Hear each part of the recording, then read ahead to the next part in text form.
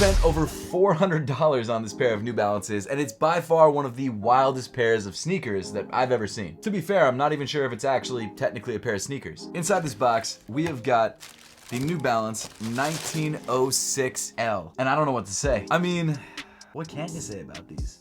They're like loafers, but they're sneakers all at once. I've literally seen people call them snowfers online. I spent $431 on a pair of snowfers.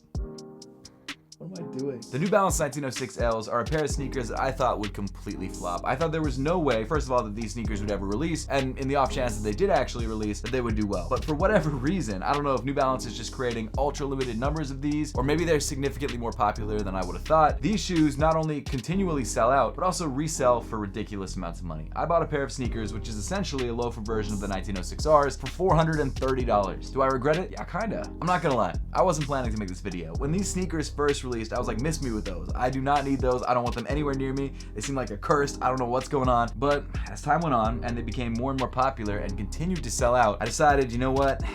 I've got to see what it's all about. And I'm not happy about it. I'm not happy that I have these. I'm not happy that I spent so much money on these, but hopefully you are, and hopefully you enjoy today's video, because in today's video, I will be wearing the New Balance 1906Ls and finding out whether these shoes are worth it. So as you guys saw, I just opened these guys up. Why don't we take these upstairs, try them on, see what my wife thinks, and see how they fit. All right, so I got a new pair of shoes to show you on this very windy, blustery, cold day. What do you think? Those are the most ridiculous things I've ever seen. What do you mean? They're trying to be a lot of things. Yes, I think that's the appeal though. I think that's the reason they're doing it. I mean, I'm not saying that they're like amazing. Would you wear them? I don't think so. I think they need to pick a lane. Would you be mad if I spent $500 on them? Did you? Business expense, it's fine. Why do you always think that matters? That that's still your It's money. for the content. Get with the times. So what are they called? I think they're like a snowfer, like a sneaker loafer. I think it's the term that they're going with for them. Is that real? That's what I saw online, so I don't know. I'm assuming it's real. Of course they have a ridiculous name to go with it. Of course. They're definitely interesting. I've never seen anything like it, so they definitely get an A for that. A for interest, okay. All right, so at this point, I'm gonna try them on for the first time, see how they fit, see if they fit like a regular pair of New Balance 1906Rs, or if they fit like, I don't know, just a pair of snowfers. I don't know if I'm wearing the right outfit for these. I might try them on with a pair of dress pants. Probably not the move. Actually, they don't look bad with these jeans. I'm not gonna lie. They actually kind of mess with them with these jeans. Maybe jeans is the move for these actually. So sizing wise, yeah, they seem to fit like a 1906R. I would say they fit true to size. And they're actually pretty comfortable. They're not bad. I actually don't hate these. Are they worth $500? Probably not. They're kind of clean. I don't mess with them. Okay, well, with sizing out of the way, let's go back to the studio.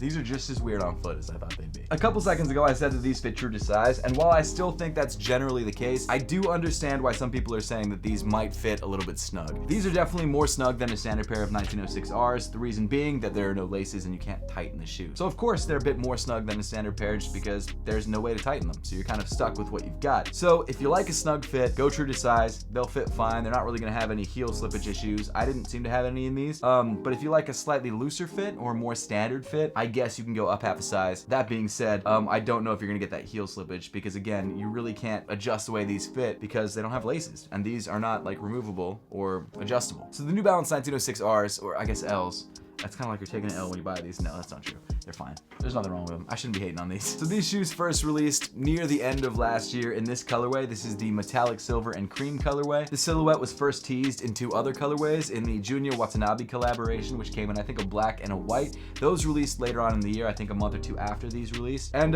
for some reason, people love them. I've never seen them on anyone's feet, but I can't buy a pair for retail, so people are obviously buying them. And while sure, this particular colorway is by far the most expensive because it's the first colorway, other colorways of this shoe, the ones that are honestly significantly worse than this colorway, still are going for like $50 to $100 over retail. It doesn't make sense to me. They must just be releasing like stupid limited quantities of these. That's my guess. Or maybe I'm just that old to a point where I don't know what people are rocking anymore. I don't know which one it is. So this particular silhouette retails for $160, and like I said, this metallic silver colorway, the first launch colorway, dropped back in September. I think it was September 16th. Of course, if you decide that you want to grab these for probably more money than they're worth, I've made sure to link them through the YouTube shopping tab on your screen and also through affiliate links below. I don't know if I'd recommend recommend them, but hey, if you're looking for a pair of Snowfers, there you go. Speaking of that, it seems like with these sneakers, New Balance is trying to create a silhouette that transcends trends. It's trying to be both a 2000 style running sneaker and a loafer at the same time. Two incredibly popular trends at the moment, and they figured, I'll just mash them together. I guess to be fair though, New Balance isn't gonna drop a loafer out of nowhere. It doesn't make sense for them to drop a standard loafer, so this is probably the only way that they could do it and cash in on that loafer trend. And it's weird. I'm not gonna lie to you, it's weird. But I also can't lie that the more that I have these, the more I don't hate them. As I mentioned when I was outside, I kinda dig the way that these look with some oversized jeans. I'm not gonna lie. It's probably the best pair of pants that I've found with these. I wore them with sweatpants, as you've seen, and I've tried them with dress pants. I'm gonna show a clip right here. Obviously the color was wrong to match the shoes, but also it didn't look good.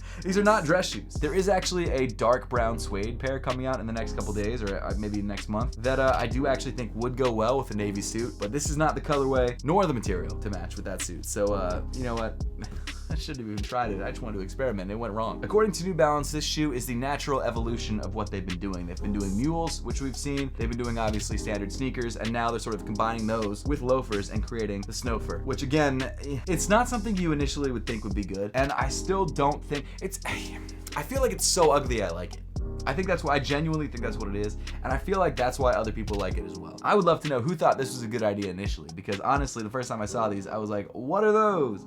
And I'm still like that. Like, which New Balance employee was like, let's make a sneaker loafer? I'd like to meet them, because they think different. But I guess with all that being said, why don't we dive into the materials and make up the New Balance 1906Ls. On this particular colorway, you've got this synthetic leather mudguard that comes in metallic silver. You've got some more synthetic overlays in sort of a darkish gray.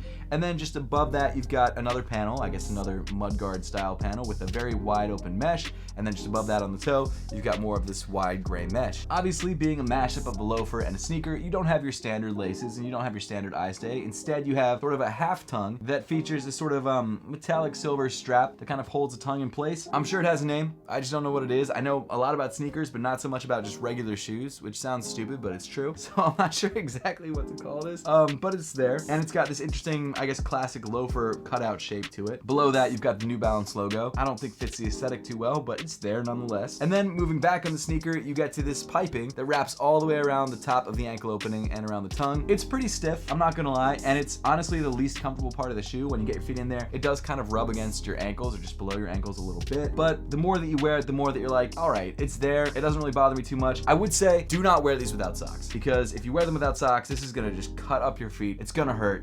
You might be able to get away with it if you've got like really thick skin, but I'm not someone like that. So I would always rock these with a pair of APTHCRY socks, APTHCRY socks specifically. I am biased because I started the company, but still, APTHCRY socks are the way to go. Speaking of, if you want to check out our brand new limited pop art collection, it drops this Friday at 11 a.m. Eastern time. We've got 2 shirts, this one included, and then also 4 colorways of socks that are all absolutely fire. Probably one of my favorite collections to date, and I love the shirts that we're dropping with them. So clean. So again, if you guys want to grab that and also try out some of the best socks ever, make sure to check out this drop happening this Friday at 11 a.m. Eastern time on APTHCRY.com. Or if you don't want to wait for that, you can check out just APTHCRY socks in general through the YouTube shopping tab on your screen and also linked in the description below. But seriously, don't wear these without socks. It's gonna hurt. It's not gonna be a good look. It's just gonna be a mistake all around, and I just don't think it's worth it. Moving inside the sneaker, unlike the standard 1906R, there's not really a lot of padding around the heel. It's constructed a lot more like a standard pair of loafers, which I guess is fine. The lack of padding didn't totally deter me. I think the design of this shoe is what deterred me initially, but honestly, after wearing these for a couple hours, they were pretty comfortable on foot. I've got no complaints in the comfort department. Actually, more comfortable than a standard pair of loafers, and more breathable. The insole of the sneaker is this pretty thick foam insole that's got New Balance 1906L printed on the heel. It's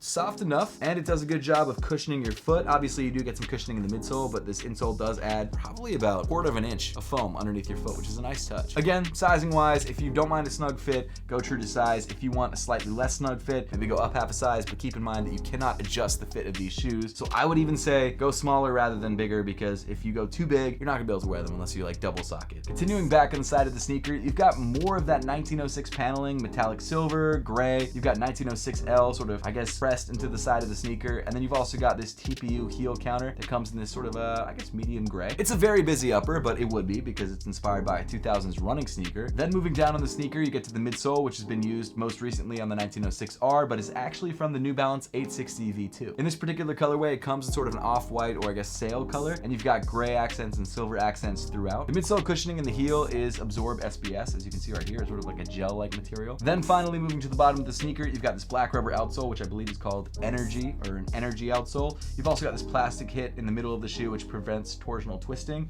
which I guess is a nice thing, especially when it was originally a running sneaker, at least the midsole was. The upper was definitely not. And again, in terms of comfort and overall feel, it feels like a 1906R. If you've already tried a pair of those, it feels just like that, except for this ankle opening, which kind of bums me out, but it's not a huge deal. I don't understand why these shoes are so popular. I don't understand why I spent $430 on these sneakers. I don't get it. Am I gonna keep these? I genuinely don't know. I couldn't tell you. I don't see myself rocking these on a regular basis, so I probably won't keep them, but maybe I will. I don't know. It genuinely surprises me that colorways of this sneaker continue to sell out. As much as I like this colorway a lot, and I would like it more on the regular 1906R, some of the new colorways are just real rough. Like there's this green, blue, and silver one coming out that just, I can't get with it. I'm sure that colorway is gonna sell out. Some of the other colorways that have dropped, like the black, silver, and tan colorway, which again on the 1906R would look good, but on the L's it just doesn't make sense. This one sort of works because the upper of the shoe is somewhat monochromatic. I think the brown suede one will be fine because it looks like a regular loafer, but some of these other colorways go too hard into like the tech running sneaker vibe, and I just don't understand why people are buying them, but they are. But maybe that's why I keep selling out. Maybe it's because it's so weird and it's so wild. Maybe it's that ugly duckling effect, and people are just like, those are fire. But I would love to know what you guys think in the comment section down below. Do you love these? Do you hate these? I would love to know your thoughts, genuinely, because I really don't know what people think about these. Because I thought that they would think one way, but then when these continually sold out, I was proven wrong. So let me know what you guys think in the comment section down below. Do you like any of the fits that I rock with these? The jeans, the dress pants, maybe the sweatpants, I don't know. I'm not sure exactly how to rock these. I think the jeans was the closest that I got. But yeah, thank you so much for watching. Make sure to hit that subscribe button down below if you haven't yet, and I will see you all in the next one.